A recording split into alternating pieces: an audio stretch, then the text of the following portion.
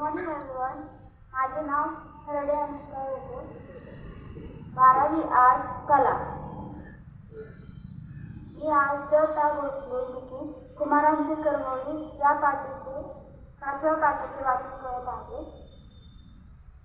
भाऊरावांनी वसतिगृह सुटले आणि राजवाड्याकडे कृपाक्षेत्र मिळाले. बाळासाहेब खानविलकर हे भाऊरावांचे वर्गमित्र. त्यांनी आपल्या खोलीत भाऊरावांना जागा दिली. बाळासाहेब म्हणजे शाहू महाराजांचे अगदी जवळचे नातेवाईक. दोघेही राजवाड्यात राहू लागले. राजवाड्यातल्या सर्व सुखसोयी भाऊरावांना मिळू लागल्या. ते मांसाहार करत नव्हते म्हणून बाहेर जेवायला जाताना बंदीतून जात. महाराजांना व्यायामाचा नाद.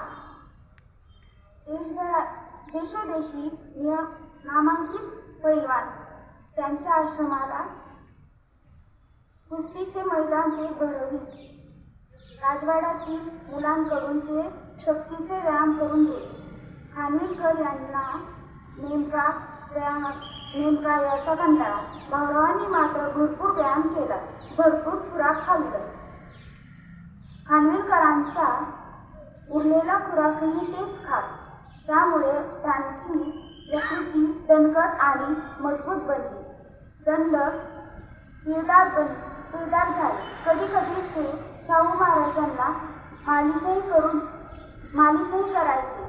रोज 1.5 शेर दूध, बदाम, पिस्ता, तूप, फळे हा खुराक खाऊन दणकट बनलेल्या भाऊरावांना महाराजांनी विचारले, तुझी तब्येत आता दणकट झाली.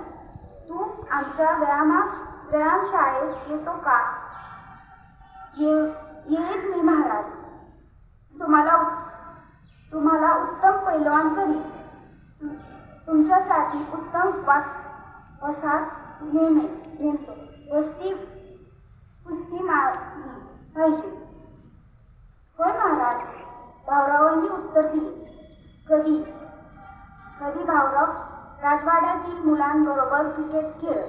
एकदा ते फलंदाजी करत असताना एक हाणला टोला. पुरी ताकद लावून चेंडू गेला राजवाड्याच्या खिडकीवर. काचांचा चुरा झाला. सारी मुले आता महाराज रागवणार, शिक्षा करणार म्हणून घाबरू लागली. महाराजांनी चौकशी केली. भाऊरावांना समोर उभे केले. दडकावून विचारले, क्रिकेट कोण खेळत होते? आम्ही राजवाड्यातील मुले महाराज. काचेवर कोणी टोला मारला. क्रिकेट असे खेळतात का? महाराज, खिडकीची काच मी मारलेल्या टोल्यामुळे फुटली. मला कल्पना नव्हती एवढा उंच चेंडू जाईल. भाऊरावांनी सत्य सांगितले. म्हणजे तू गुन्हा केला तर? महाराज रागावतच म्हणाले. होय महाराज, पण मुद्दाम नव्हे. आपण मला जी शिक्षा कराल ती मी भोगतो. भाऊरावांनी हे सांगताच महाराजांच्या चेहरा फुटला. त्यांच्या खऱ्या बोलण्यावर ते खूप खुश झाले. म्हणाले, तुला माझी भीती कशी वाटत नाही महाराज? त्यात भीती कसली?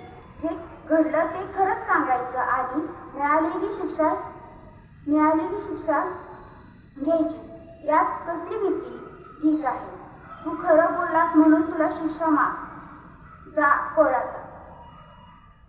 घडलेला सारा प्रकार त्यांनी मित्रांना सांगितला. खरे बोलायचा स्वभाव हा त्यांचा खरा विशेष होता. राजवाड्यातील 4-5 मित्र एकदा चोरून सिगारेट ओढत होते. महाराजांनी ते पाहिले. सर्वांना राजवाड्यावर बोलवले आणि एकाला बोलून विचारले, मगा सिगारेट कोण ओढत होतं? बोल. मी नाही महाराज, मी सोडून बाकीचे. खरं? अगदी खरं, मी सोडून बाकीचे, असे सर्वांनी उत्तर दिले. भाऊरावांनीही तेच उत्तर दिले. पण भाऊरावांनी खरीच ओढली नव्हती. त्यांचा सांगण्यावर विश्वास बसला.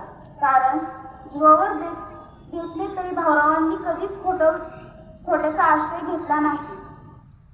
राजवाड्यातील या सहवासाचा भाऊरावांवर खूप फायदा झाला. महाराजांनी जवळून दर्शन घेता आले. त्यांचे सामाजिक सुधारणेचे विचार ऐकतात आले. त्यांच्या मुखातून महात्मा फुलेंच्या कार्याची ओळख झाली. शिक्षण प्रसार ही अस्पृश्य उद्धारासाठी ते करीत असलेले गोष्टी समजल्या.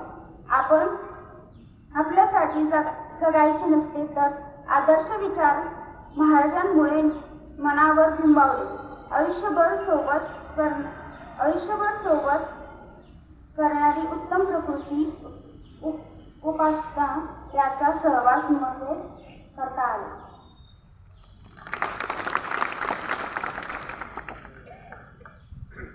यानंतर आता या पाठावरती 3 प्रश्नांची उत्तरं तुम्हाला द्यायची आहेत. प्रथम क्रमांकाचा प्रश्न, भाऊरावांच्या वर्गमित्राचे नाव काय होते?